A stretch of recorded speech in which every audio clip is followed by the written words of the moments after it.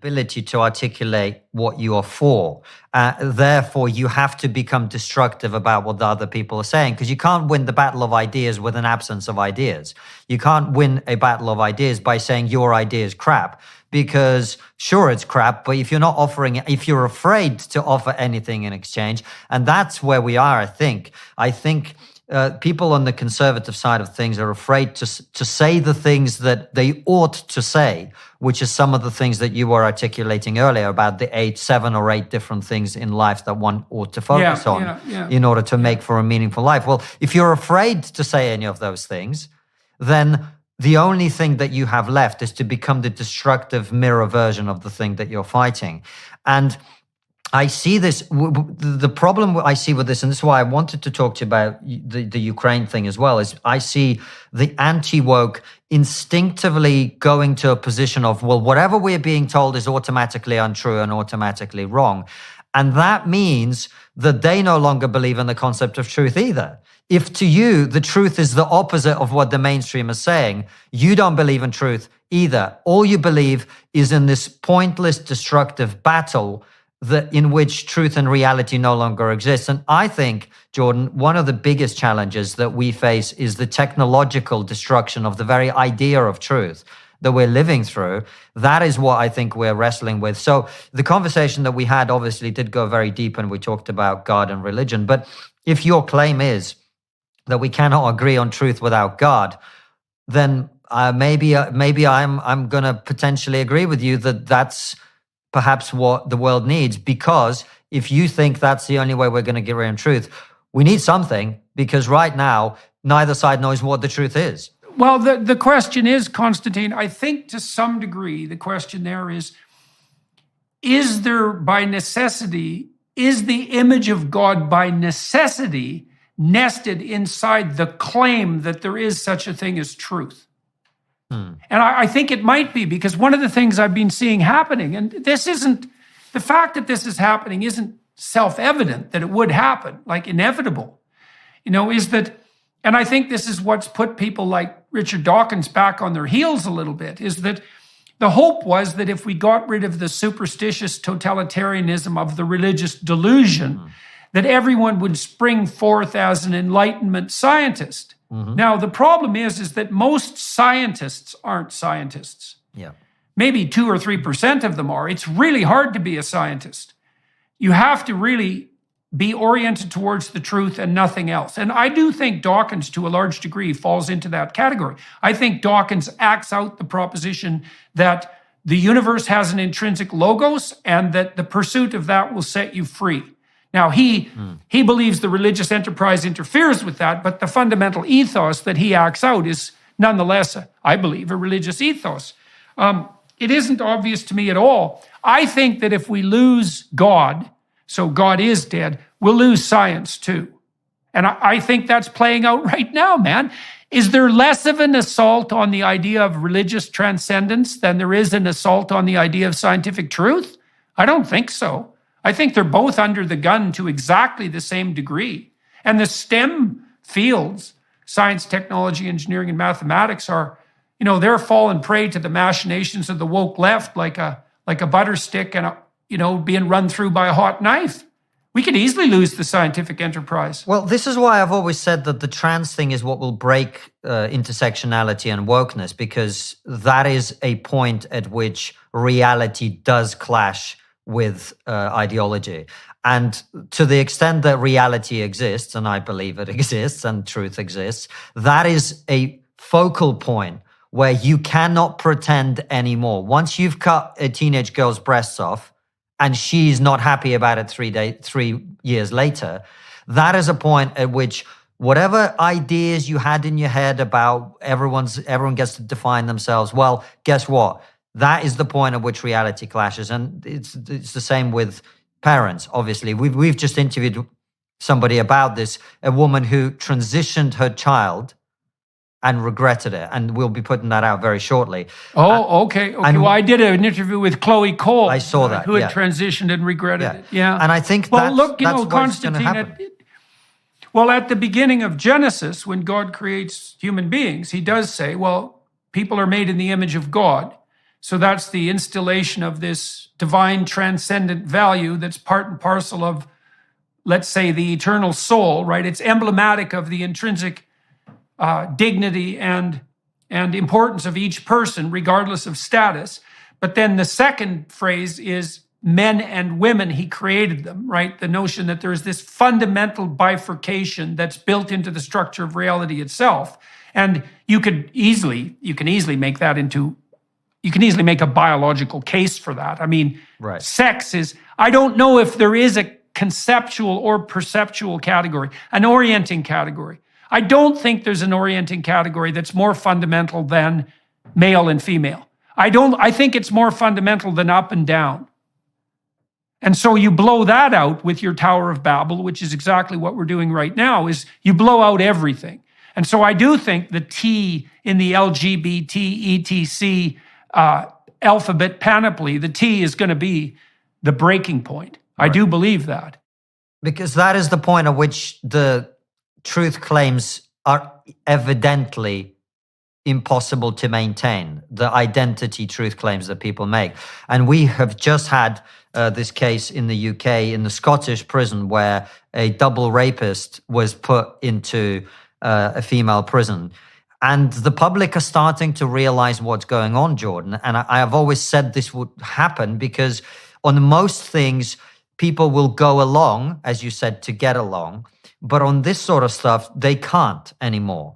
And so... Not when their children are at stake. That's exactly right. And so, whether children or, frankly, women as well, when women's safeties are at stake. So women's safety is at stake. So that's why it seems to me that we're coming to some kind of head on this position, irrespective of the conversation we've had about God or not. The truth claims of the woke identitarians are going to start to crumble over time. And that, I think, will be the focal point through which that happens. We're also seeing a clash with the notion of evil, I would say, because the woke narrative is that all oppressed are victimized and innocent. But there's a real problem with that, and the problem is the fringe of the fringes. And on the fringe of the fringes are the narcissistic psychopaths who are sadists as well, and who are bad right to the bone. You know, perhaps even beyond the point of any atonement or forgiveness, or at least that on the human realm. And if you don't think that there are people out there who are sexual serial slayers or predators, who are perfectly willing to adopt a female identity to fool woke idiots into giving them access to women, you are naive to the point of being a danger to yourself and everyone else.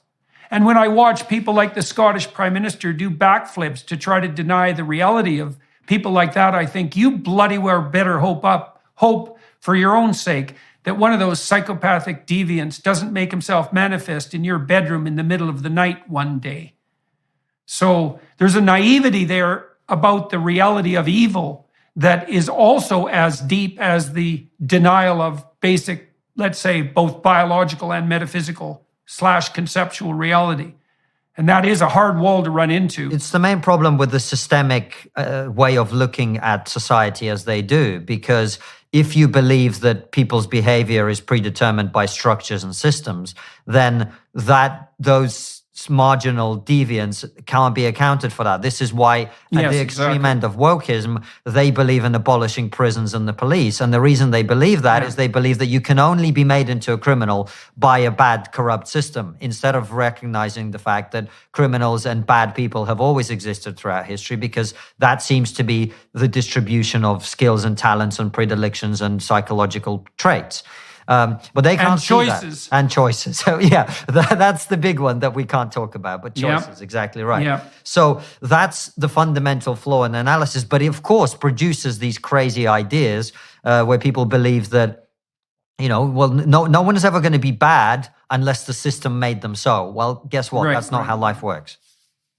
Right. Definitely. The system makes lots of people better than they would otherwise be. It makes some people worse, and some people choose to become worse of their own accord, right? They dance with the devil, and they do that voluntarily. I mean, even when God calls out Cain in the story of Cain and Abel, he basically says to Cain,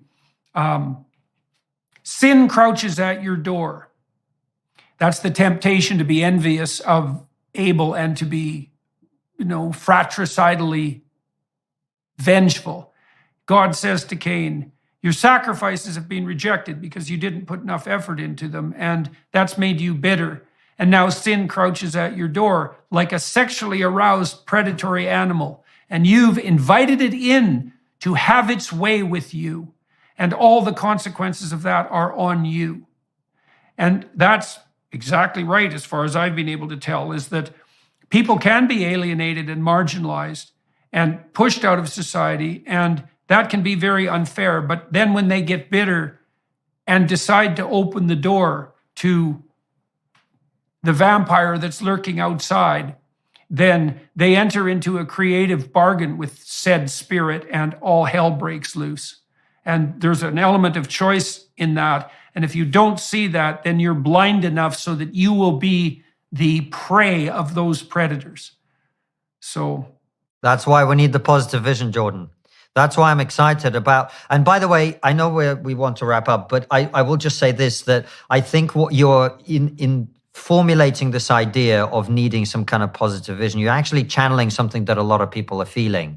I've noticed that almost everyone I talked about, and I've been talking to mutual friends of ours for a long time about the fact that we need to start thinking in a more positive way. Everyone gets it. The time is now. And this is what, in my opinion, the world needs right now. It needs a positive vision of the future that people can unite, and it's got to be voluntary. Yes, it has to be voluntary, absolutely. And it has to be based on widespread distribution of responsibility to everyone.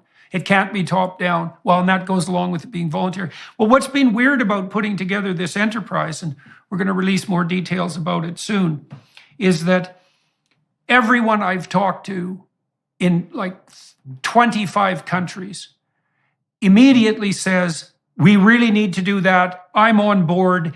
I'll rearrange my schedule. What can I do to help? And not only that, the group of people that has aggregated itself together around this vision has been able to very rapidly move towards the formulation of 6 key questions. And even that was uniting. And that's very strange, right? Because this is a preposterous enterprise, and the probability that it would produce nothing but fractiousness and resistance is extraordinarily high. And yet that isn't what's happening. It's not strange to me at all. It's not strange to me. And this is where I come back to intuition. Because this is what the world needs, it does not surprise me that everything is aligning to make it happen.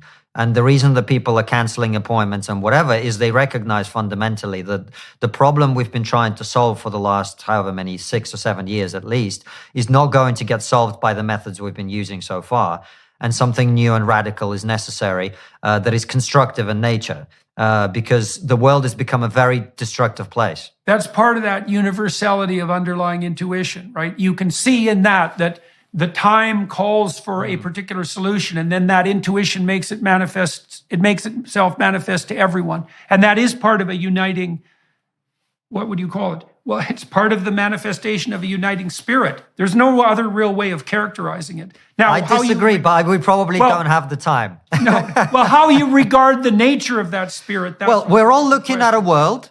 We're seeing the problem. And because we're able to respond to the thing that we're seeing, we're generating a solution. And the solution to me is obvious.